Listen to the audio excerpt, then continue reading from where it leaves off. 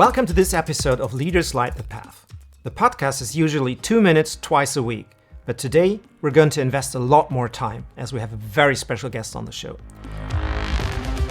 She's the Global Head of Leadership Academy at Allianz, one of the world's largest insurance companies, and her team has created and launched a program to upskill 18,600 leaders across the globe, from the smallest of teams to the C-suite. She's also responsible for the development of top talent inside the company. Before she joined Allianz 4 years ago, she's worked 16 years at PricewaterhouseCoopers. She's international at heart and has worked and lived across the globe for her whole life. It's an honor to have you on the show. Welcome, Annette Liebau. Hello, Michael. Nice to see you, and thanks for having me today. 18,600 people is a huge number, and it's a diverse set of people ranging in their responsibilities from the smallest of teams to company-wide decision-making, also spanning a vast range of cultural backgrounds across the globe. How did you manage, and what's sort of the overarching theme that you try to cultivate culturally in your company through the Leadership Academy, bringing all those leaders through that academy? Well, I think the main drive really comes from the outside, which is that the environment has significantly changed, right? Since Allianz was founded close to 130 years ago, the world has really evolved. And in particular, I would say in the last 10 years, we've seen complete shifts in the demands on employees and also on leaders. So we realized the way our leaders were maybe promoted, maybe identified, but also developed was no longer fit for purpose.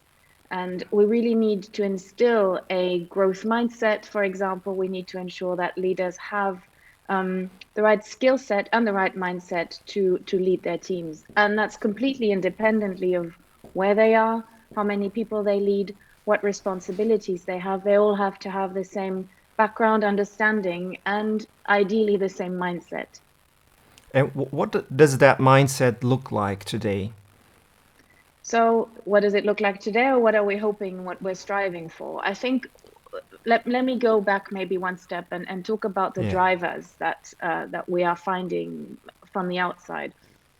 First of all, for the digitization has and will significantly change the way we operate as a business. And also the skills that we need to bring on board, but also the skills our leaders need to have. Secondly, we really, for the first time, we have 5 generations working in the workforce at Allianz at the moment, 5. And our leaders need to work with 5 expectations of that very different workforce, from someone who's just maybe left school to someone who's on the verge of retiring. How do you manage those different sets of expectations? Linking into inclusion and diversity, the cultural piece you've already mentioned, leading a global team, leading a culturally diverse team. How do you work with the inclusion piece? Black Lives Matter. We've seen so many things that are linked to that topic coming up most recently. And probably also lastly, the kind of what we call the new will of the world, which means much more expectations on the purpose of the company. And leaders in the past have not really been equipped to do that, not sufficiently anyway, and they weren't prepared to do that. And we've seen this in various data points. So the drive was really clear. We need to upskill our leaders to lead towards that common goal of having a mindset and sufficient skills to really be able to do that. I'm saying not across the board. I'm not saying everybody didn't have that, but the data showed us it's not enough. We're a very expert-based culture, and I think that's what makes Allianz very, very strong. Which means that the best actuary was promoted to be the team leader. The best finance guy was made the CFO to lead teams, to really drive a business. But they weren't always identified because of their very strong leadership skills. So to balance that out, we created #Lead, which is the program that all 18,600 people leaders are currently going through at the moment. And that is really to instill this new skill set and instill also the mindset that you just asked about. And I can talk a little bit about that as well. Allianz is a very diverse company. It's grown through acquisition. So we have a set of local cultures. We have a set of different cultures from the businesses. And that's something we are fully respectful of. So we don't want everybody to act in the same way, but we believe strongly that there has to be a commonality amongst all those leaders. Yeah. Let me pick up on one thing that you mentioned, the will of the world and the belief in the purpose of the company. Because I feel that that's something that's a huge shift in how companies are run today. I mean, when we think back at the time of our grandparents, leadership was largely, let's call it command and control. Basically, the leader told their team what to do, and the team was expected to follow along. That changed with our parents, and in their time, it was something like carrot and stick. So that leaders used incentives either by force or by using candy or something like that to incentivize people to sort of push or pull them towards the direction they wanted them to go in. But it really feels like times have changed there, and you've mentioned that you've also got data backing. So that's not just a feeling, but the data from inside and probably also outside of your company shows that's really a thing that's happening. That's not what current teams work the best at, because and it's much rather shifted in what probably I'm calling the lighting the path approach, that people and leaders make their teams see the direction and light the paths towards the direction so that they choose to follow that direction. In what way are leaders in Allianz, when they get out of that leadership academy, lighting the path for their teams and incorporating that change of mindset that we are witnessing? So obviously this program we're not intending to fix our leaders. We're rather trying to inspire them and to make them aware of the roles and also the responsibility they carry, and also of the changing expectations to them as leaders, coming both from obviously our business strategy, so what's expected, the new purpose of Allianz, the strategy, but also bottom up from their teams. They want leaders who inspire them. They want leaders who respect them, who empower them, who make them thrive. And the most of the feedback we're getting from the data you just mentioned is also that leaders are getting there, but we're not there yet. So we have some great examples of leaders who are excelling at it, but we also have, we have those leaders who need a little bit more help. So again, I don't want to generalize. I want to kind of instill that we're on the way, and we're not going to change the world through a training program. Rather, I think instilling and helping them understand this is your role in it, and giving you little tools and tips, and also a way to network with peers to identify and help them solve their day-to-day issues, but also how can they bring the purpose across? How can they empower their teams more than the command and control style that you just described. And this is where we also use techniques. We use psychometric tools like, for example, the leadership styles, which is a very simple way to kind of understand that there are different styles to lead. One of them being the very directive style, the one that I think you just mentioned, the classical one, that kind of command and control type. There's a coaching style, there's a pace setting style, and all of them have their validity. None of them is wrong, but it depends on the type of person you're leading, and it depends on the context. And we want to help our leaders realize that there are different types of leadership styles that apply to different roles and different people, and help them experiment with those and see what the reaction is of the team. Yeah. And I think this is one of the instruments we're using to help leaders reflect on that. It's not rocket science, but it's a very helpful and powerful tool. if I get it right, you are sort of the role model for what you envision leadership to become, by not by forcing them, not by fixing them as you put it, but by inspiring them and showing them a path forward that might be an alternative, and that when we manage to make it obvious how that kind of leadership helps teams perform in a way that's more current to our society, and that's more in line to what society develops as a whole, as a culture. Yeah, and I think what maybe another example I can give on that one is the topic of strengths-based leadership. So we strongly believe, again, based on the assumption that we're not trying to fix people, but we're trying to work with their strengths, is we are asking every leader to take the Strengths Finder diagnostic, which identifies the top 5 strengths of each individual, and reflecting on that, what do they bring and how do they work with that? And this is the first step, is the step of self-awareness, which quite often is an eye-opening moment for them, because they realize, wow, I work with that. But every strength also has a shadow. So, the sun shines and then there's a shadow. So for example, I'll use mine, for example. Mine is one of my top 5 strengths is positivity. I have a very, very strong positivity in me. And the shadow of that is that I can sometimes come across as a little bit naive.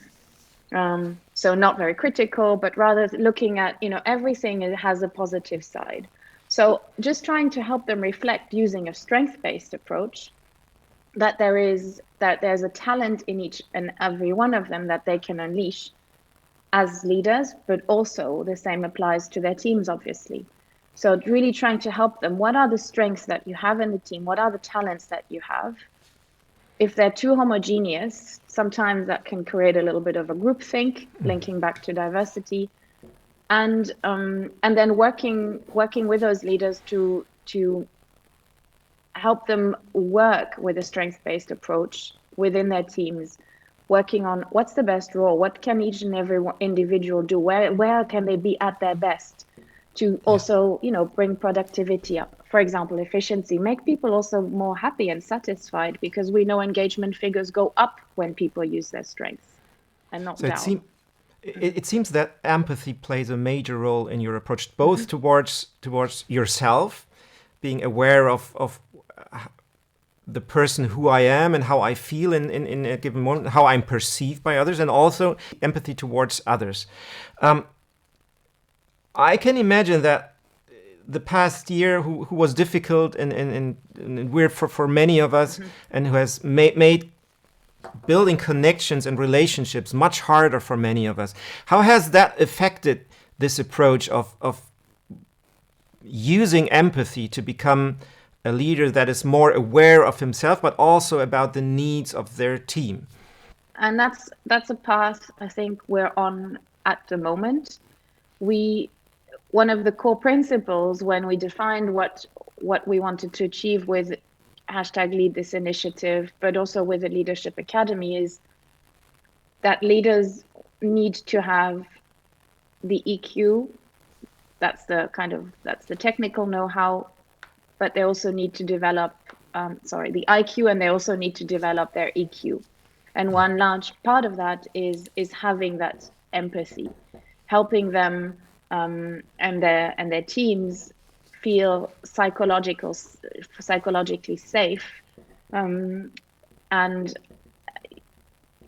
developing a stronger sense for what is it that I need to bring, what is it my team expects of me. In particular, I think what you're referring to is the pandemic, where work and the personal life have really morphed into one, right?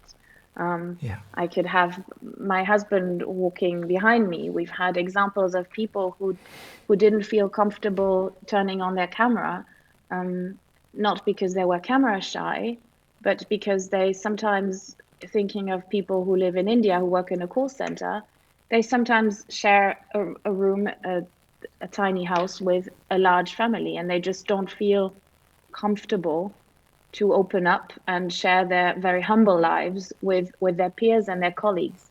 And I think this has placed such a it's such a struggle, such a challenge for leaders who had no idea how to navigate that.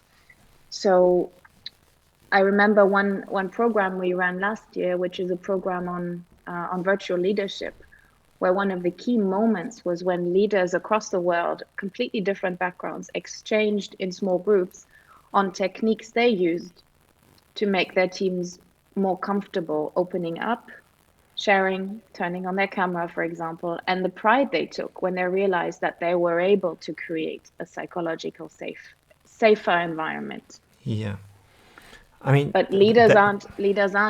That's not the classical role of a leader that our parents, grandparents, or even we probably knew when we entered the workforce. Yeah. Feeling seen and heard is important for everyone, and it's also it's just as important for the people on our team. They're not just there to provide the results. We are in the responsibility of enabling and forming the environment that they can deliver the results and be the best version of themselves. And part of that is you've mentioned in a conversation we've had before that mental health is really important and near and dear to your heart, which is very close to what you just mentioned. How do you enable or open up your leadership team to have that on their radar and to really be conscious about the mental health of their teams and crafting that safe space that you just mentioned? Yeah, I think no silver bullet here, unfortunately. I think the topic of mental health has finally found its way into companies and leadership. We are seeing, in particular, with the pandemic, in particular with the press as well, being open and sharing more around mental health and the toll the pandemic is taking, not just physically on people, but especially mentally. We've seen a rise in a strong demand for psychology, for therapy, also amongst children. And I think that's helping from the outside to drive it. We are running campaigns on mental health to raise awareness on what is available to our employees, what is available to our leaders. We have strong networks. We also have partners, external partners we work with.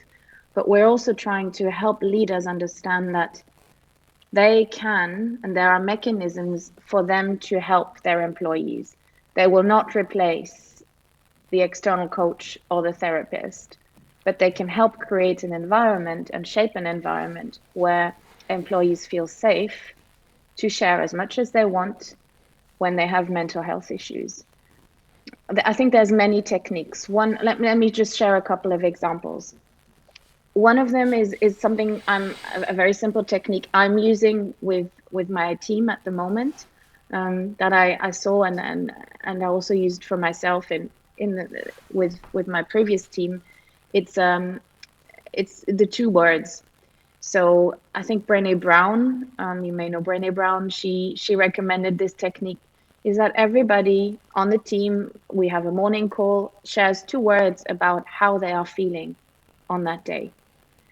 And again, it's up to each individual to find those 2 words. So it can be as personal, as intimate as you want it to be. And, sometimes my words would be, we had something before Christmas where we just realized, I realized I was exhausted. So my my 2 words were exhaustion and final push, before we were all going to on a break. And I think this is also one of the things I'm trying to instill is, as a leader, you have to start opening up about that as well. And then your team will follow. And if you show vulnerability, and if you show that you are also not perfect, you also have mental health issues, everybody has, it's just being open and transparent. And again, divulging as much as you feel comfortable, others will follow. And I think I've been very transparent about this. I had a very serious illness. I had suffered from breast cancer 3 years ago, and I very openly shared this with my team. I did not wear a wig. I wore a turban, which kind of made evident that, it wasn't a fashion turban. And I openly shared my story in an interview on our intranet. And I think one of the reactions I got was amazing. Was a letter written by someone I'd never met, a handwritten letter to show compassion and empathy and offer me help. And this person has now become a dear friend. And I'm not one of the most senior leaders in the organization, but I think I can influence with sharing my story by going on to, I'm going into leadership teams at the moment to talk about mental health, to help leaders understand how important their role is in creating that safe environment and helping their teams. I'm really trying to drive as much as possible this topic and yeah, starting to make other leaders comfortable to address the topic. And there's a lot of techniques out there. This is the one I chose and find very useful, but I would say it's about starting to show vulnerability yourself. And we're actually also creating a podcast series on mental health at the moment. I think that's another big shift in leadership.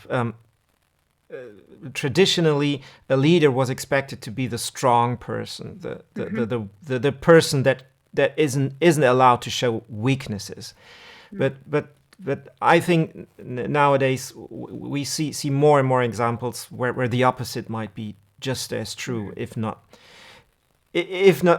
more valuable for the team, where we as a leader lead by example, not just in being the one who goes first, but also the one who is open to sharing the situations where they themselves struggle and may have difficulties in finding their situations. And our teams may get strength out of that just by seeing how you, as a human being who's just as vulnerable as myself as a team member is, how you as a human being deal with those situations. How is it possible to find this open space when we have so little opportunity to meet in person? I mean, it's one thing to be close to each other and having the possibility to probably even have a hug with someone, but that's just not possible when we are both only two squares on a screen. How do you find the nearness, the closeness to open up in that remote world? I think it's through various things. Again, no silver bullets. It's building up relationships, and that takes time. So you don't have that level of intimacy, obviously, when you meet someone for the first time. But I would say as a leader, again, we have to be the ones to start that, and we can be the ones to build up that intimacy by starting to share something personal about ourselves, but also taking time to meet with others, because every single conversation we're having at the moment has its purpose, its agenda, has a fixed time slot and two little boxes on a screen. Yeah, only not all our senses are used. So right now the sense of smell isn't there. I have to look into the camera. I can't really look at you because there's no camera behind the screen yet. All of those things, and you see my body language, but you only see me up to here, right? You can't get a full impression of me and what I bring. And I think that is definitely, the screen is in a way is between you and me, and is a barrier we have to overcome.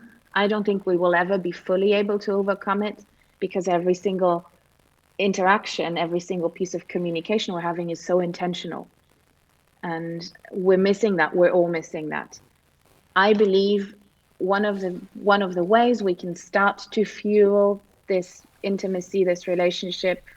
For example, I onboarded a new team member last week, or this week she just started, is whenever possible, I took her for a walk And this was before she started, just because I thought we need to see one another. And then one of the things we found out and we laughed about is she's extremely tall, and I'm average, I would say.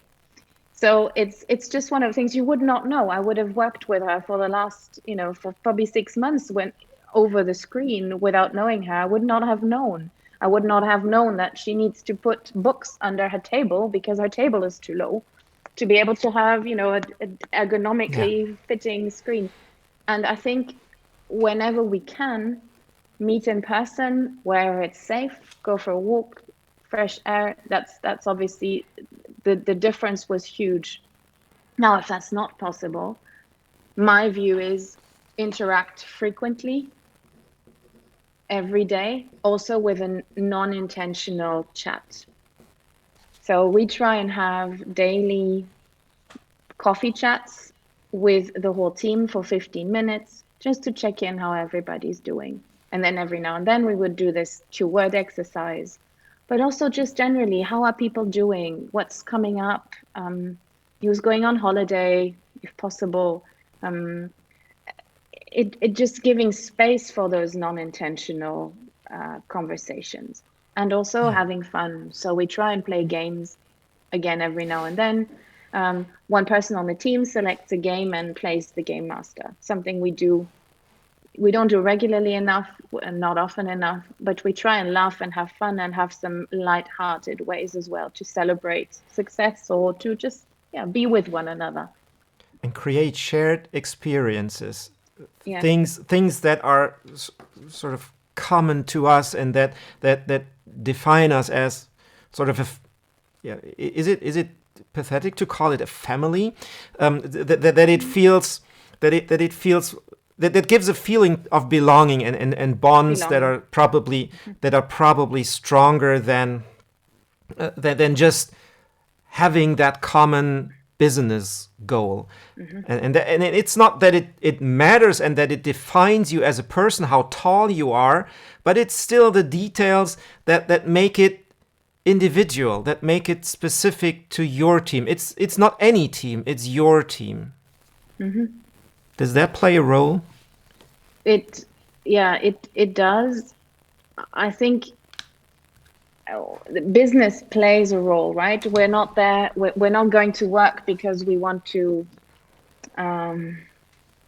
be better people, but because in the end, right? We have a job. We need money to survive, to live, to feed our families, to go on holiday, to be able to live. But we also we're spending so much time at work, right? That we want to spend it, or at least for me, want to spend it in an environment where I feel belonging, where I feel I can make a difference. That's important to me. And everybody will have a slightly different spin on that.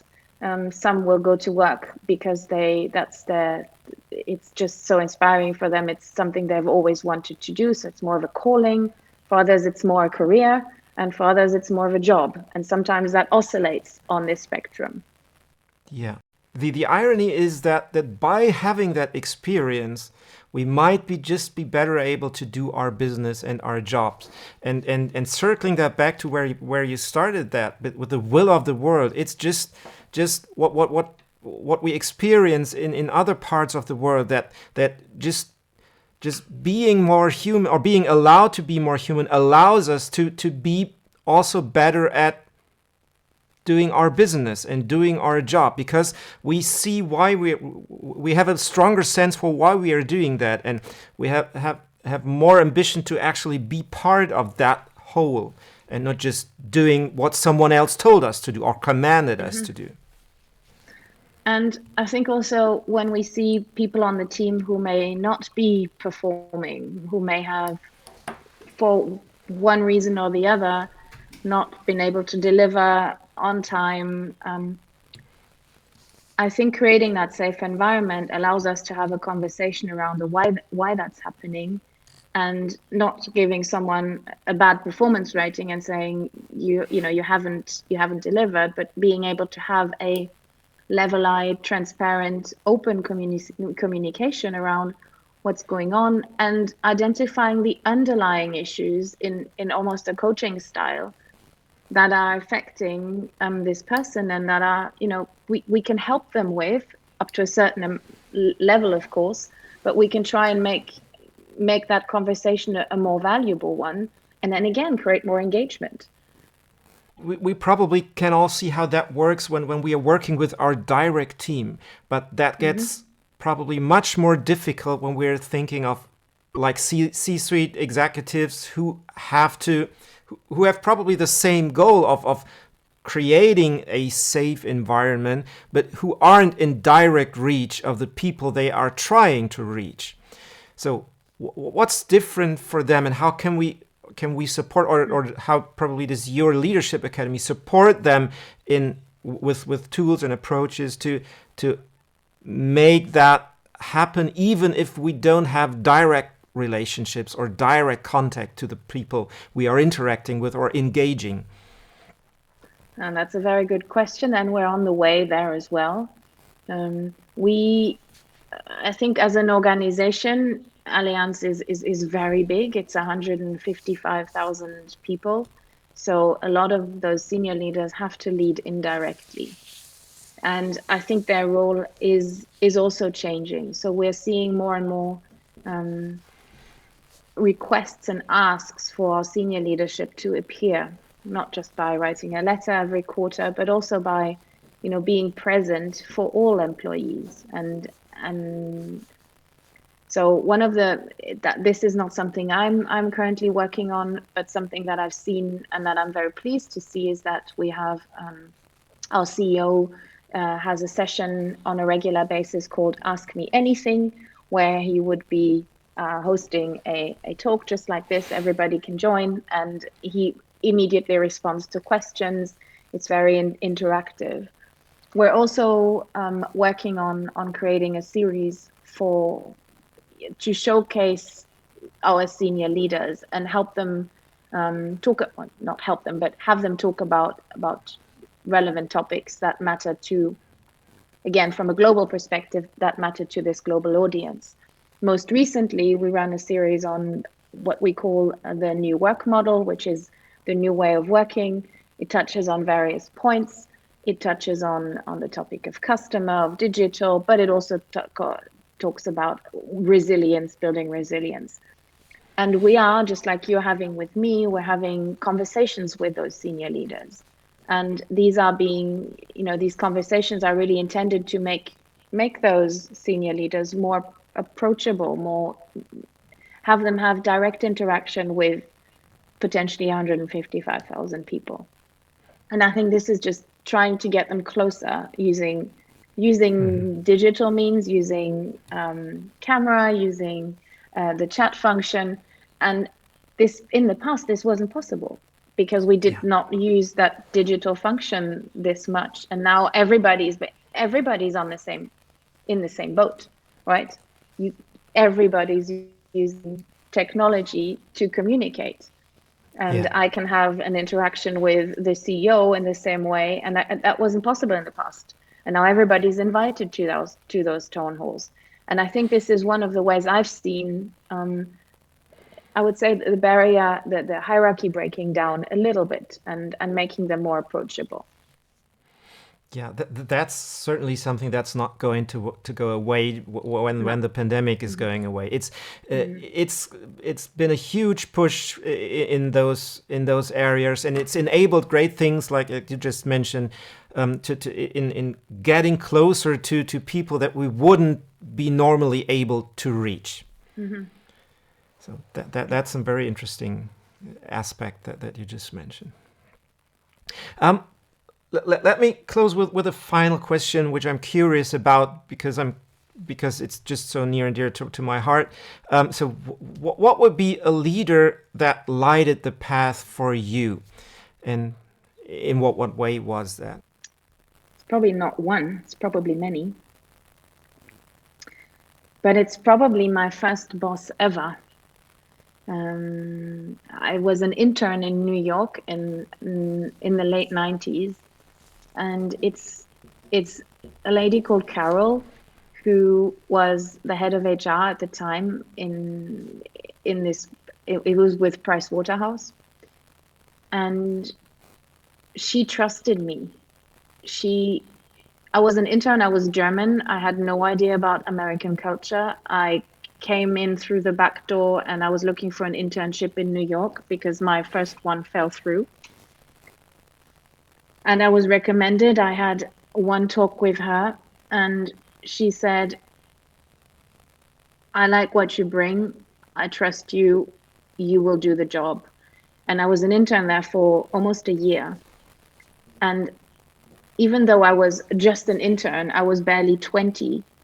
She trusted me. She empowered me. She gave me really exciting topics to work on. And remember, this was late 90s, so this was still a very different environment. It was. And we've stayed close ever since, and we still catch up on a regular basis. I go to see her whenever I can travel.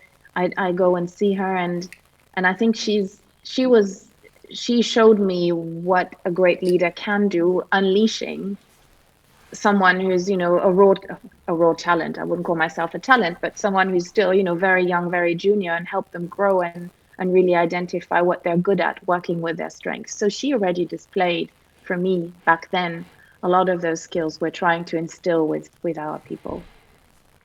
Okay, that's a beautiful story, and unleashing instead of enforcing Yes. the potential that was inside of you and that you were able to showcase. Mm-hmm. Thanks a lot for letting us into your experiences and showing us how Allianz is handling this this difficult situation, and how it is developing leadership towards a more human approach, and that's in line with what you call the will of the world. It's been a pleasure. Thanks for being on the show, Annette. Thank you. If you liked this episode, please share it with someone who needs to hear this, and consider subscribing to my blog at leaderslightthepath.com.